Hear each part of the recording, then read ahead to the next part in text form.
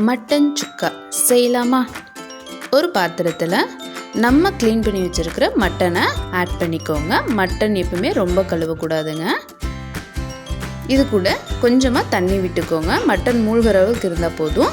ஒரு பிஞ்ச் மஞ்சத்தூள், ஒரு துண்டு இஞ்சி தட்டி போட்டுக்கோங்க. கொஞ்சமாக உப்பு போட்டு ஒரு 4-5 விசில் விட்டுடுங்க. பாருங்கள், மட்டன் நல்லா வெந்துடுச்சு. இப்போ நீங்கள் மட்டன் வேக வச்ச தண்ணியை கூட பெப்பர் போட்டு குடிக்கலாங்க. ரொம்ப நல்லா இருக்குங்க, சளிக்கு நல்லா கேட்குங்க. இப்போ சுக்காக்கு தேவையான மசாலா ப்ரிப்பேர் பண்ணிக்கலாம்.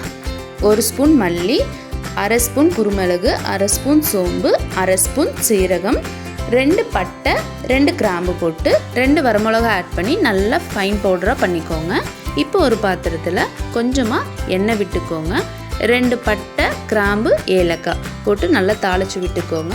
இது கூட வெங்காயம், கருவேப்பிலை, 2 வரமிளகா போட்டு நல்லா தாளித்து விட்டுடுங்க. இப்போது நம்ம வேக வச்சுருக்கிற மட்டனை இதில் ஆட் பண்ணிக்கோங்க. தண்ணியை மட்டும் ஃபில்டர் பண்ணிக்கோங்க. பாருங்கள், நல்லா பெரட்டி விட்டுட்டு இப்போ நம்ம ரெடி பண்ணி வச்சுருந்த அந்த சுக்கா மசாலாவை இது கூட ஆட் பண்ணி நல்லா பெரட்டி விட்டுக்கோங்க.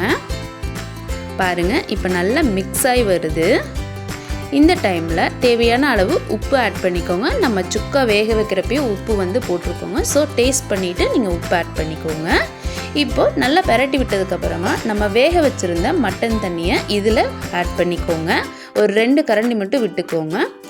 பாருங்கள், நல்லா மிக்ஸ் பண்ணிவிட்டு ஒரு 2 மினிட்ஸ் மட்டும் மூடி வச்சுக்கோங்க.